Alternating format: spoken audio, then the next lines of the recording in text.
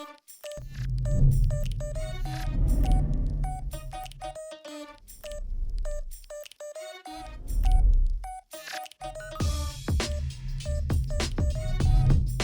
ZEISS Batis 25mm 2.0 for full-frame Sony cameras. The whole Batis lineup is 15% off right now. The question is, does that make it worth it? Let's find out.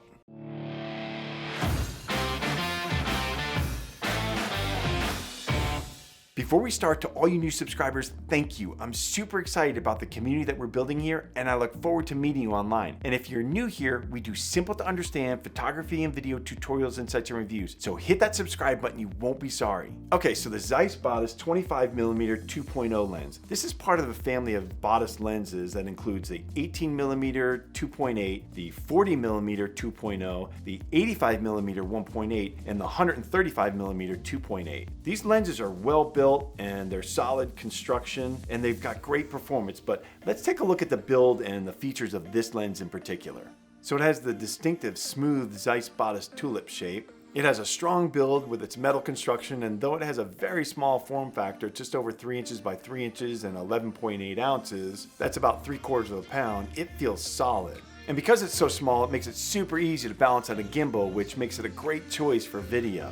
The flashiest and probably the least utilized feature is this Oled display for focus distance and depth of field range. Helpful maybe for a video and when you're trying to pull focus and need to be super accurate, although I have to admit I find I don't ever use it for photography. The focus ring is rubber like the other Batis lenses, and some people don't like this, and I understand, but I think it actually works pretty well. It's smooth and just firm enough.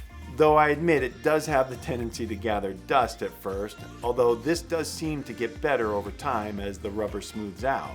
It has a 67mm filter thread, which is great because smaller filters are cheaper, and the front element has a ZEISS T anti-reflective coating to help with flares and ghosting. The lens hood is plastic like most other lens hoods these days, although it's small, it works well, and of course it turns around for storage in your bag. Of course it utilizes ZEISS's Distagon optical concept to give you that fantastic micro contrast that we expect from the ZEISS Batis line. It has a rubber gasket making it weather and dust resistant, and that's something I really appreciate being in the desert so much. This just gives me peace of mind that my lens and camera are both protected against the dust out there. It has no other switches or buttons, so there's no manual focus autofocus switch or eye autofocus or other programmable button. Also, there's no image stabilization built into the lens, although that's a feature that I personally don't find necessary with such a wide focal length. As for performance, well, it's exactly what you would expect from a ZEISS Batis lens. The ZEISS glass gives great color rendition, and though it's up to personal preference, I truly enjoy the colors that come out of this family of lenses. Images are super sharp all the way down to the widest aperture of 2.0, and as you'd expect, they're razor sharp edge to edge in the sweet spot of f8 to f11. One of this lens's distinct features is the close focus ability. With a 7.9-inch minimum focus distance, that makes for interesting options in both landscapes and video. All in all, it's a great lens, and I really don't have much bad to say about it. It's small, lightweight, but solid, and the performance is excellent. The ZEISS glass renders colors beautifully. It's got fast, accurate, and smooth autofocus, and the ZEISS micro contrast produces images that are sharp edge to edge. Although the features are a little bit mixed, it has fast aperture, and it's got that close focus ability, and of course it's weather sealed, but this OLED display is kind of useless to me personally. And then there's the issue of the price.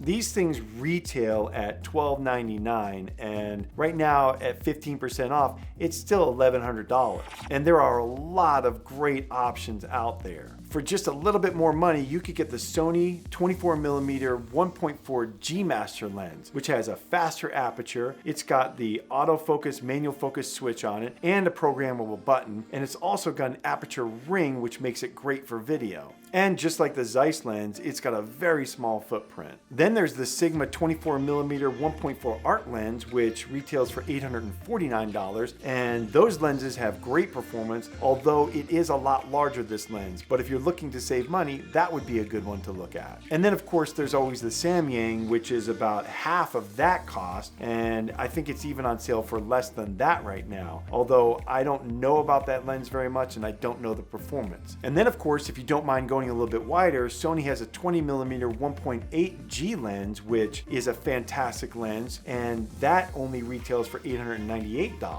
But tell me, would you be interested in this lens at 15% off, or would you look at one of the other lenses? Let me know in the comments below. I'd really be interested to know what you guys think. And if you're interested in the other Batis lenses, I did a review on the 40mm and another one on the 85mm in recent videos. I'll put those links in the description below and you can check those out if you want. Okay, I hope this helps, and if you feel like it did, please hit that like button, as that really does help. And if you haven't already, don't forget to hit the subscribe button, the little notification bell, to stay in the loop around here, and I'll see you in the next video.